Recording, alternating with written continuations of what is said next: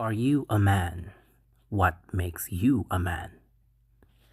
Is it our power over life, or is it our refusal to quit when life takes away this power? I am failing as a man, but what is a real man to begin with? Why do I say I'm failing? And why do I say it because of cancer? Hi, I'm Cloud, and I have lung cancer. Still strange saying it out loud. This channel is my way of defying this disease. A place to regroup, gather strength, and fight on. I'm gonna need you in my corner. Here we will survive, we will thrive beyond cancer. Finally, I truly pray that someday soon I can run again. If you're new to my channel tonight, thank you for joining me. As I do my rehab and recovery session in the background, let me share with you some of my thoughts about manhood, about failing as a man, about rising through the adversities and challenges of cancer as a man. One day you are strong, useful, dependable, a provider, a protector. You are a man with routines, with memory, strength, momentum. And the next day, you wake up a patient, a chart, a scar, and a body that betrays you. And the quiet accusation creeps in. If I were a real man, this would not be happening. If I were stronger, I would control this. And if I cannot work, cannot lift, cannot provide like before, what am I? I tell you this thought is poisoned.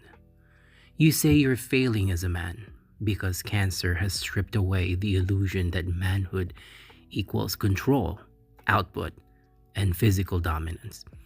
We have been trained by culture, by pride, by survival, to believe that our worth is proven through strength and reliability. But cancer rewrites these rules. This is not failure on us. This is the beginning of a different fight. Allow me to share with you these 3 things that continue to help me along this path. First, I surrender the illusion of control. You did not lose because you have failed to control cancer. You've lost the illusion that you ever could. Health, strength, longevity, these were never guarantees or promises. They were loans. They always have been since day one. And this is a difficult truth. Trying to control what cannot be controlled will break you faster than chemotherapy ever could. Real strength begins when you stop burning energy on denial. Surrender is not weakness. Surrender is tactical. It is our strategy. You stop asking, why me? You start asking, what now? Us men, we do not prove ourselves by preventing a storm. We prove ourselves by standing upright inside of it. Let go of control. It is an illusion. The second strategy, reframe the scorecard, rethink the logic. Cancer convinces you to count only losses. Lost lung capacity, I'm down to 90%. Lost lung mass, I lost weight along the way. Lost stamina, I can't run anymore.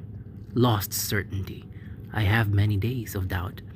Lost identity.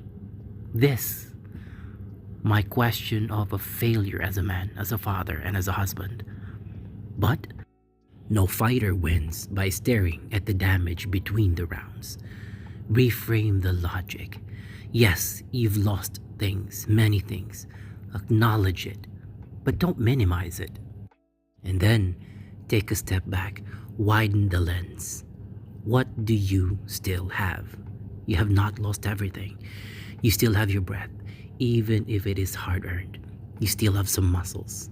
Even if it takes longer to build, you still have discipline, the hardest thing of you that is to kill. You still have your mind. Scarred? Yes. But sharpened? Definitely. You still have the will. I still have the will to train, to show up, to fight. My training is not about cosmetics. This training is about defiance.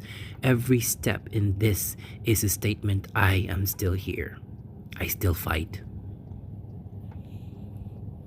Every lift on this machine, every push on the ellipticals, every single breath that I take, deep, guttural, and resounding, is my resistance and my training for my soul. You are not weak because you recover slow. You are stronger because you continue nonetheless. That is not loss-focused thinking. That is survivor logic. And finally, the third one. Let the old you die. Let the old identity of who you were die. This is the hardest one. Because the man you were before cancer, the invincible one, the tireless one, the unbreakable one, the one worthy, cannot finish this fight. He does not have the tools anymore. Clinging to that identity will exhaust you. It will shame you. And it will make every limitation you feel like betrayal. So let him go. You do not dishonor him. You retire him. And you step into a new identity. A man who trains smarter, not harder. A man who values recovery as much as effort. A new man who understands that strength is measured over months, years, decades, not days, not hours. A man who knows mental toughness is built in silence, not applause. True resilience. This new man you are becoming. He respects his scars. He listens to his body. He still lifts, just with precision. He still fights, just with wisdom. Letting go is not quitting. It is evolution. It is growing. Cancer does not fight clean. It does not respect our rules. But cancer has revealed something most men never discover. We have learned how deep our endurance really goes. We have learned how to function while afraid. We have learned how to build and rebuild from zero, from nothing. That is champion's grit. Muscles, stamina, confidence, they can all be rebuilt, reforged. But mental toughness, earned in hospital rooms, sleepless nights, and quiet despair, that stays forever. So now I ask you once more, what is a real man? Not the one who never fails or falls, not the one who never gets sick, not the one who controls everything. No, a real man is the one who adapts, endures, and rebuilds, even when the body is compromised, even when the future is uncertain, even when the mirror reflects someone unfamiliar. You are not failing as a man. You are being tested in the deepest way possible, and you are still standing. That is not failure. This is our fight. Wherever you are, however you are doing, let's continue this fight.